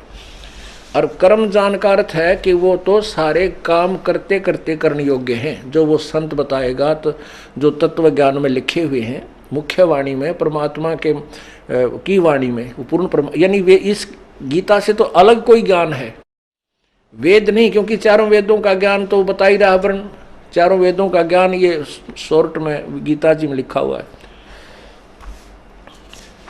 अब इस ज्ञान के लिए उस ज्ञान को जो परमात्मा के मुखारविंद से उच्चारण है, उसकी वाणी में लिखा है, उस तत्व ज्ञान को देखो अध्याय नंबर 4 के और श्लोक नंबर 34 में। उस ज्ञान को जो पहले वर्णित किया है 4 के 32 में, उस ज्ञान को तू तत्वदर्शी ज्ञानियों के पास जाकर समझ। उनको भली भांति दंडवत प्रणाम करने से, उनकी सेवा करने से और कपट छोड़कर श्रद्धापूर्वक प्रश्न करने से वे परमात्म तत्व को भली भांति जानने वाले ज्ञानी महात्मा तुझे तत्व ज्ञान का उपदेश करेंगे। और उसके बारे में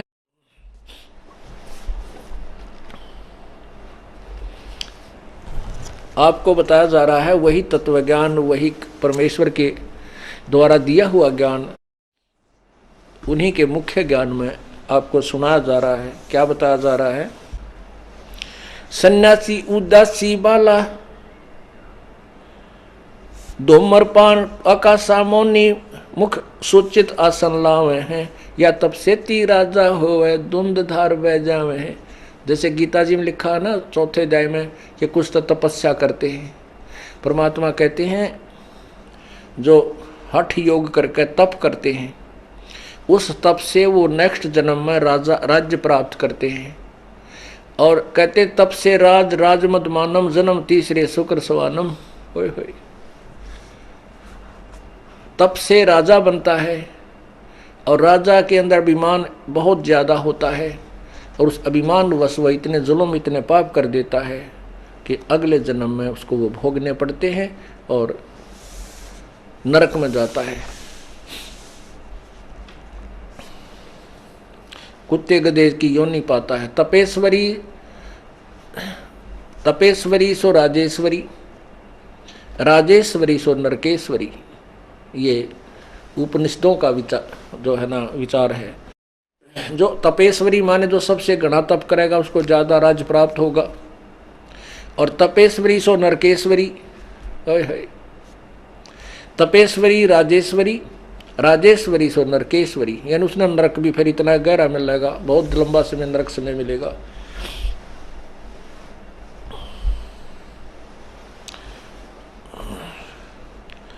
धूम्रपान आकाश मौनी मुख सूचित आसन लावे हैं, या तब सेती राजा होए फिर धुंध दार बह जावे हैं। यो भी बैदा है बैदे से भेद अलहदा, यो भी बैदा बैदा क्यों जाण्या, हम सतगुरु बैठे न्यू जाण्या।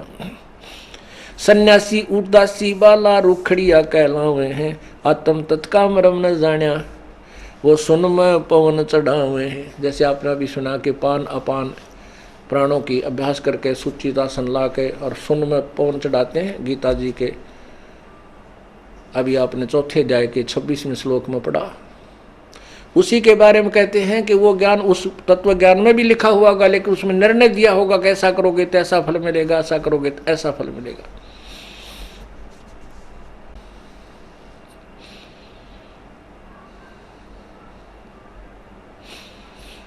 झरने बैठ तपे पच अग्नि ऊर्ध्वमुख झूल झुलावे हैं, ज्ञानी पुरुषा तो निकट न जावे, ये मूर्खों को रीझ रे जावे हैं।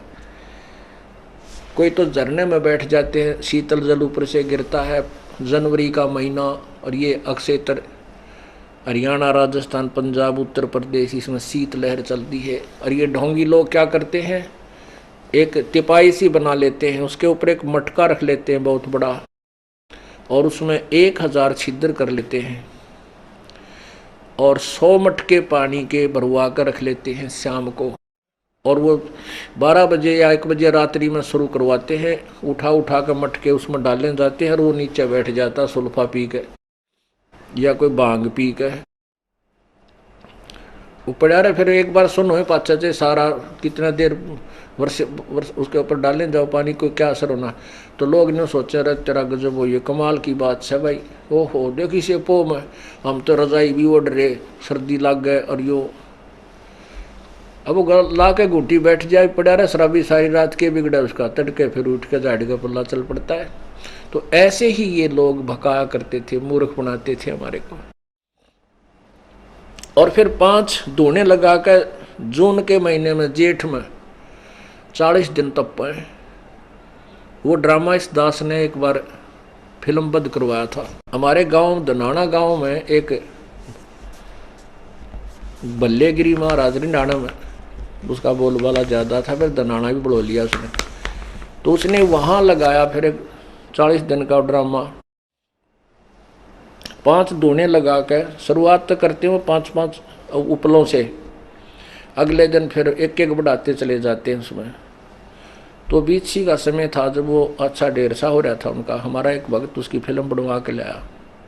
वो क्या करे था कि एक बाल्टी में पानी और राख घोल के पूरे शरीर पर ऐसे लीप ले, जैसे गायरा लिपया करें, पूरे शरीर पर एक लंगोट सा बांध कर बैठ जाता।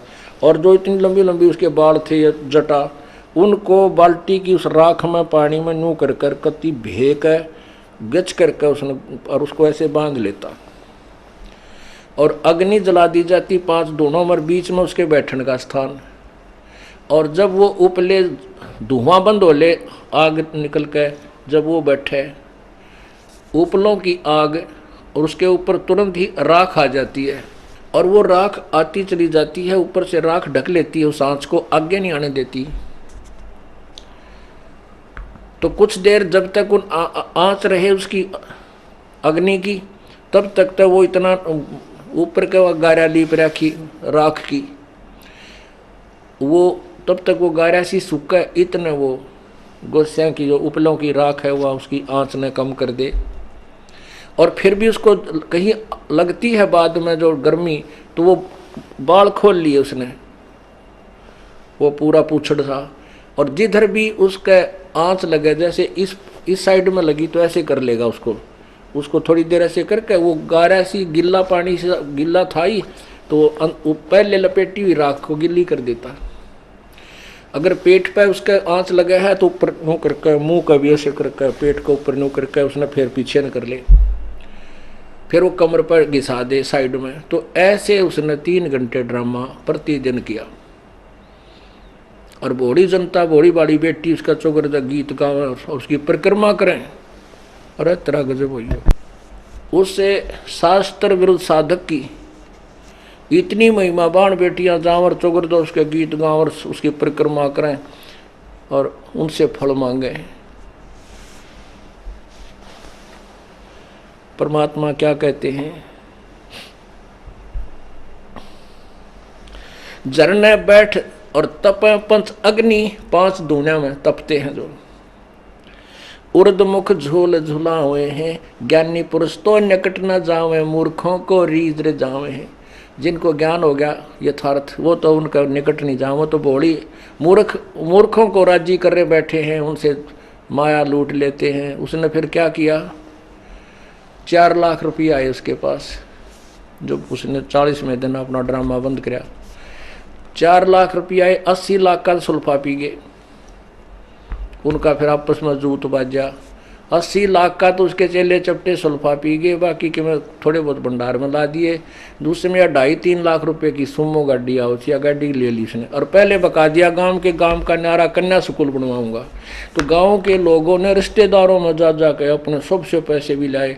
गांव का कहीं भी व्यक्ति था वहाँ उनसे पैसे ले करके उस ड्रामेबाज को दे दिए, और वो कड़ा के गाड़ी जाता रहा। फिर बाद जब उसके लठ, फिर वो ये कह के गया था कि अब के सर्दियों में झरने 40 दिन का जो है ना वो जलधारा का साधना करूँगा। जैसे आप मैंने बताया वो मटका ऊपर रखे, तपाई रख के वो फिर ऊपर धारा चले जा। तो फिर गाँव वाले ने बोले कान दे उसकी टांग तोड़ांगे। वो फिर नहीं आया, किसकी जलधारा करे था, उसका काम पूरा हुआ। तो यहाँ परमात्मा कहते हैं ज्ञानी पुरुष तो निकट न जावे, ये तो मूर्खों को रीझ रे जावे।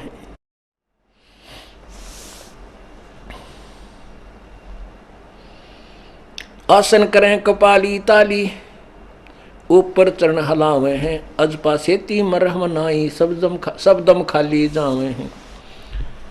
अब कोई आसन करते हैं और कोई ऊपर न पैर करके सिरासन करके साधना करते हैं।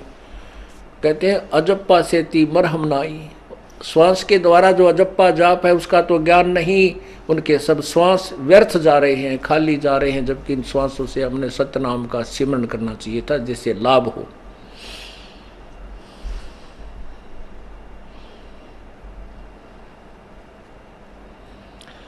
त्रिकाली आसन करें फिर 12 तिलक बनावे हैं, जल के मच्छा मुक्ति ना होवे, जो निस्तिन पर भी नहावे हैं। ओह, कुछ ऐसे हैं कि वे 3 समय स्नान करते हैं, भक्ति करते हैं जब 3 समय, और फिर 12 तिलक लगाओ माथे के, ऐसे 12 9। अब हमने क्या देखा कि जो थोड़ा सा ज़्यादा पाखंड जबरदस्त कर रखा हम उसकी तरफ ज़्यादा आकर्षित होते हैं, बड़ा महापुरुष हो गए। परमात्मा कहते हैं 3 बार नाले चाहे 10 बार नाले। अब जिस पर भी लेने तुम जाते हो, जिस स्थान तीर्थ में, दरिया में या कोई जोड़ में स्नान करने जाते हो, उसमें जल के अंदर मगर उसके अंदर मच्छ रहते हैं, मछलियाँ, मेंढक। तो वो तो आपसे पहले ही उसके अंदर थे, वो तो पूर्ण मोक्ष प्राप्त कर सकते हैं। कहते हैं वो भी पार नहीं होते, तो तुम्हारी मुक्ति कैसे होगी? एक दिन नहान में, वो भी एक ही स्नान से। जल के मच्छा मुक्ति ना होवे, जो निस्तिन पर भी नहावे हैं। निस माने रात दिन रात उसी पर भी हम नहावे हैं, उसी तालाब में, उसी तीर्थ में, उसी दरिया में रहते हैं जिसमें तुम केवल एक दिन स्नान करने से मोक्ष मानते हो, अर्थात ये तुम्हारी साधना व्यर्थ है।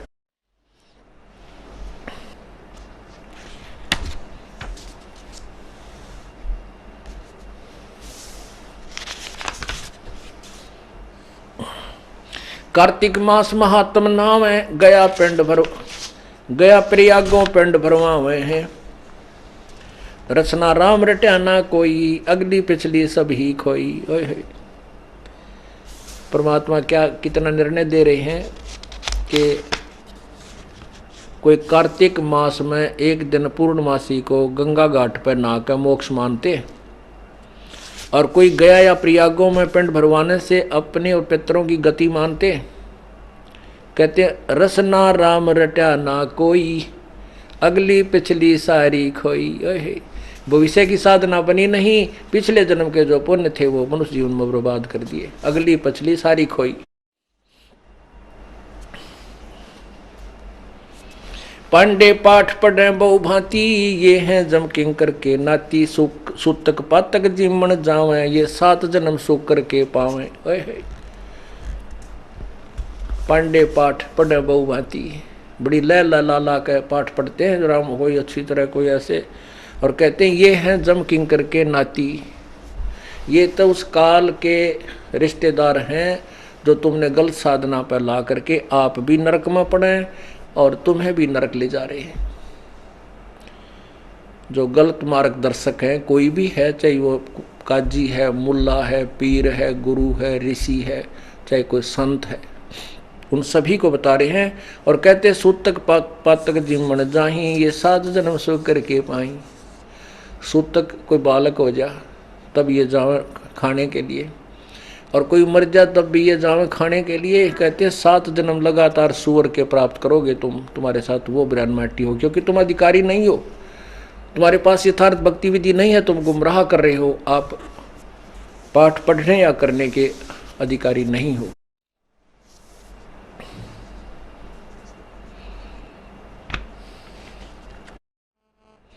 पहर जनेऊ फूले फाले, बामण हो के बहु घर गाले, उजड़ खेड़े जोटा मारा, ताते ब्राह्मण का मुंह काला।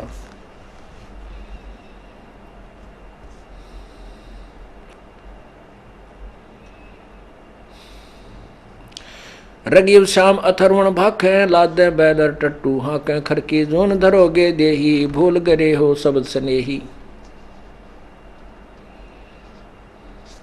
साना मुर्का प्रहलाद पट बंधाया, भक्ति हेत पांडे नी पाया, हिरणा को छाती तोड़वाई, ब्राह्मण बाणा क्रम कसाई। अब क्या बताते हैं कि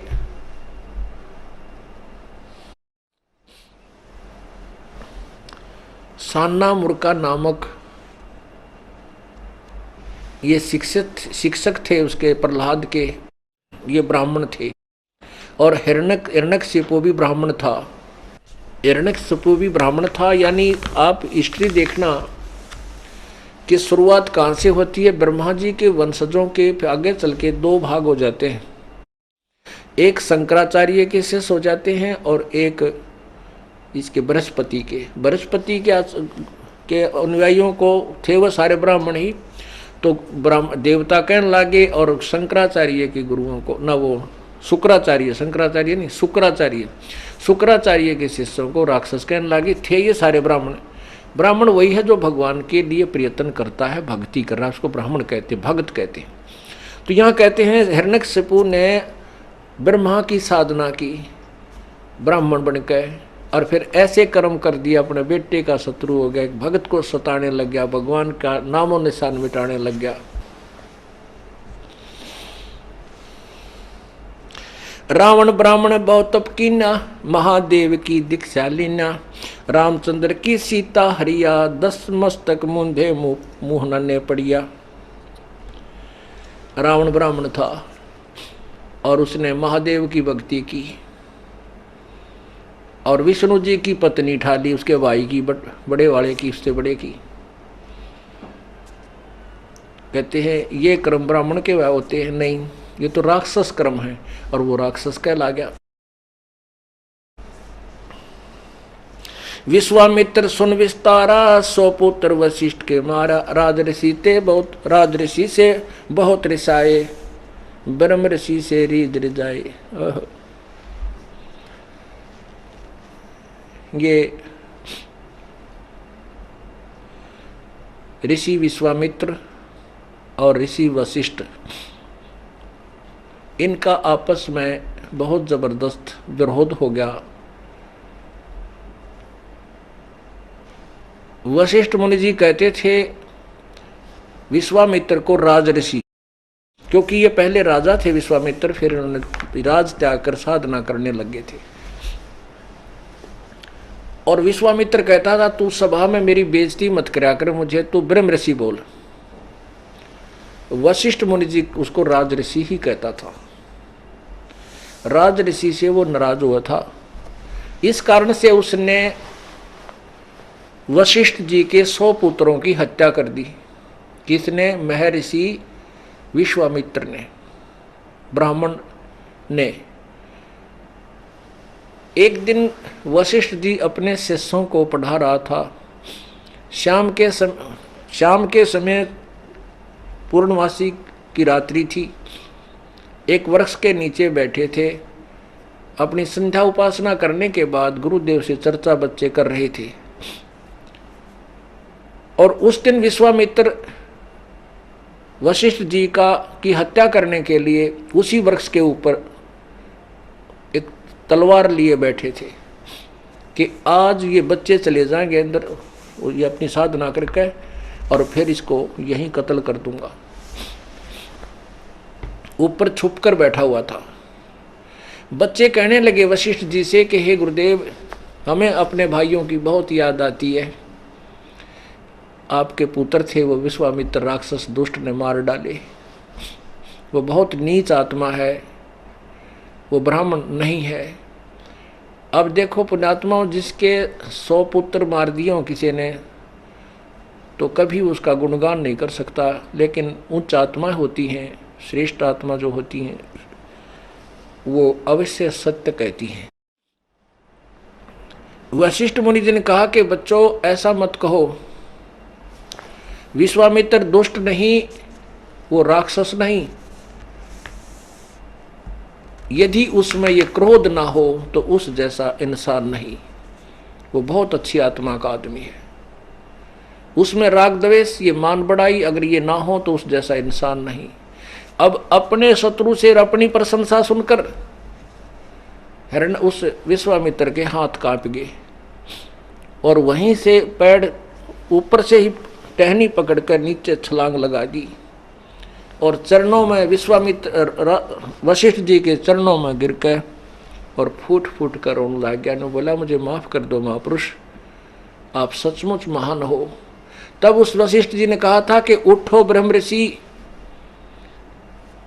तब उसने कहा, वशिष्ठ जी ने कहा कि आज तू ब्रह्म ऋषि हो गया, तेरे अंदर से राग द्वेष और ये दुष्टता खत्म होगी। आज तेरा हृदय रो पड़ा। और जब तक इंसान के अंदर परमात्मा के प्रति रोना नहीं आता वो भक्त नहीं बना है।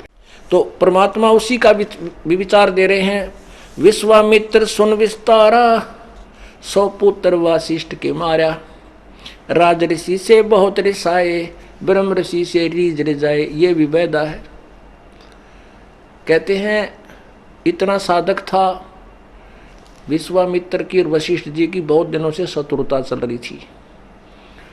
एक राजा था, उस संस्कारवश राजा, उस लड़का उसका जो थोड़ा पागल सा हो गया, इकलौता पुत्र था, उस राजा ने उसको घर से निकाल दिया। उधर से विश्वामित्र, इन ऋषियों की बिरान माटी काल ने कैसे कर रखी थी। विश्वामित्र घर छोड़कर और जंगल में रहा था, वहां से भी छोड़कर और दूसरी जगह चला गया। 12 वर्ष तक घोर तप किया सिद्धि प्राप्त करने के लिए, ताकि मैं वशिष्ठ जी को पराजित कर सकूं, उससे श्रेष्ठ स्थान पा सकूं जनता में। उस 12 वर्ष के दौरान एक दुर्भिक्ष गिरा, बहुत बुरा हाल हो गया। विश्वामित्र के बालक भूखे मरने लगे। वही राजा जो का लड़का घर से निकाल रखा था वो वहां आता था और उसने उसके लड़कों को, विश्वामित्र के लड़कों को भोजन ला करके, फल फाल लाकर जंगल से वो देता रहा। दूर से वहाँ आसपास के तो खत्म हो गए थे, वहाँ से लाकर उसको खिलाता रहा। अर्थात तो उस दुर्भिक्ष में उसके बच्चों का पालन पोषण कर दिया, वो बच्चे जीवित रह गए। उधर से वशिष्ठ जी को इस बात का पता चला तो उसके पास वशिष्ठ जी उन राजा का पुरोहित भी था, कुल पुरोहित। राजा ने, उस राजा के लड़के ने उससे कहा वशिष्ठ जी से कि आप मुझे ऐसी साधना बता दो मैं स्वर्ग चला जाऊं। वशिष्ठ जी ने उसको श्राप दे दिया,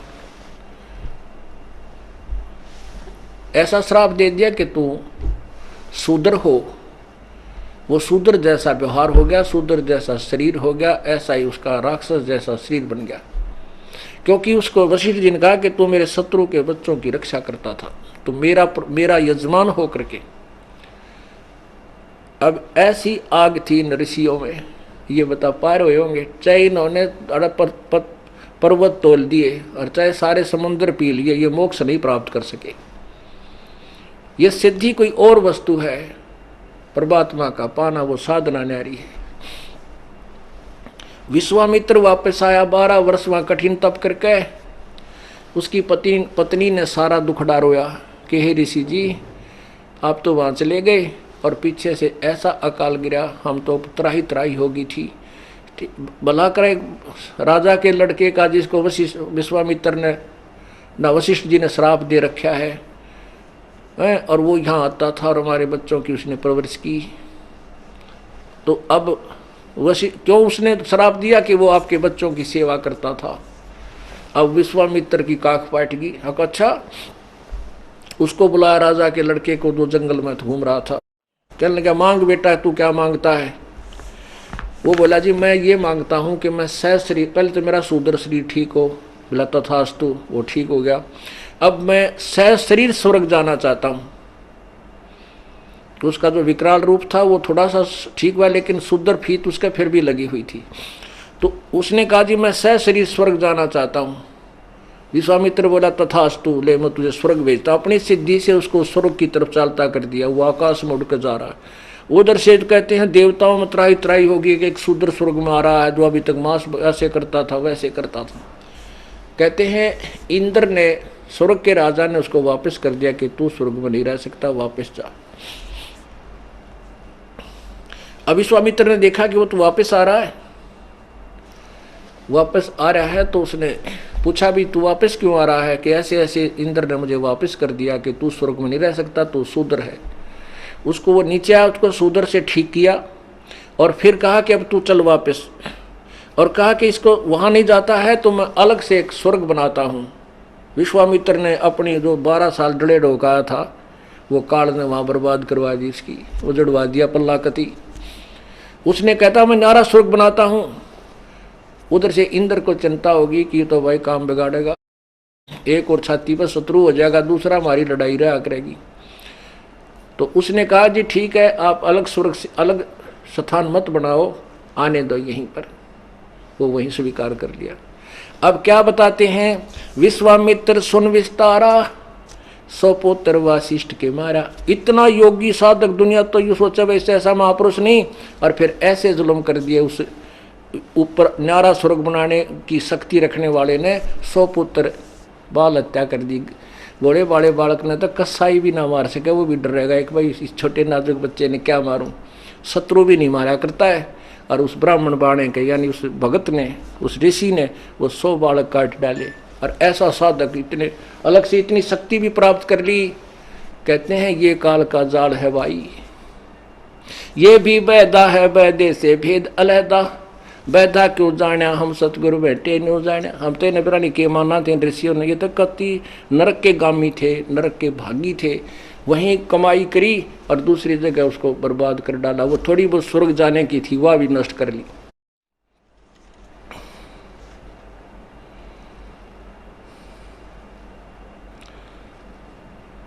परमात्मा कहते हैं, सुर नर मुनि जन 33 करोड़ी, बंदे सभी निरंजन डोरी। ये 33 करोड़ देवता 88,000 ऋषि कहते काल की डोर का बंद रहे, ये मोक्ष नहीं हो सकते।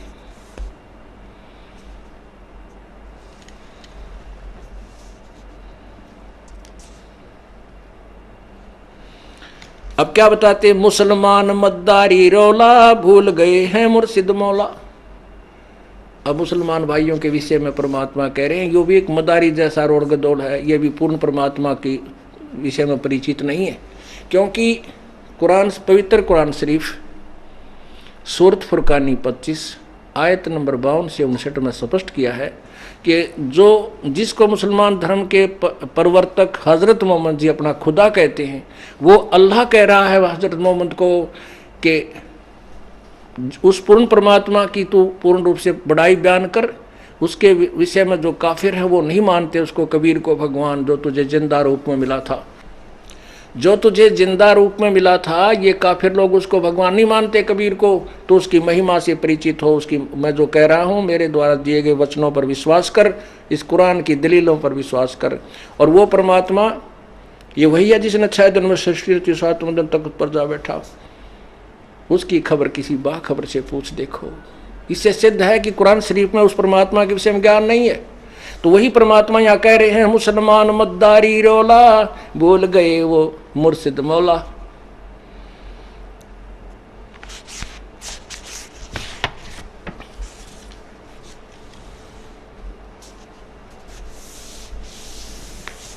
अब इसके बारे में शाम को आपको सत्संग में सुनाएंगे।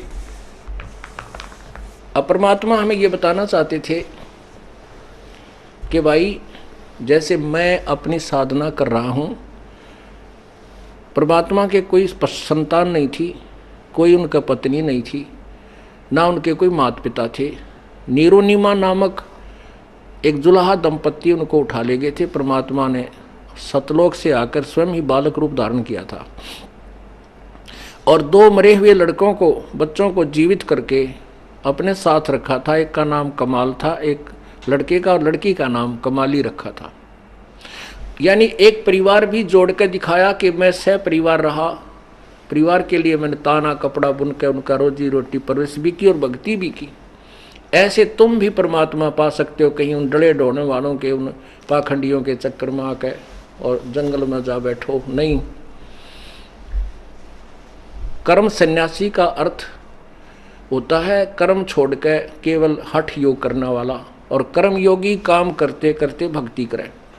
काम जैसा किसी ने शादी करवा ली या ना करवा ली, जैसे हमारे यहाँ भक्त रहते हैं, सेवा जिन्होंने अपना घर यहाँ उस घर को छोड़ के इस घर में रह रहे हैं, वो सब काम करते हैं, हर सेवा करते हैं और भगवान की भक्ति भी करते हैं, और गृहस्थी भी अपना काम भी करते हैं और परमात्मा की भक्ति भी करते हैं। ये दोनों ही मोक्ष प्राप्त करेंगे इस सत्य साधना से। बोलो सतगुरुदेव।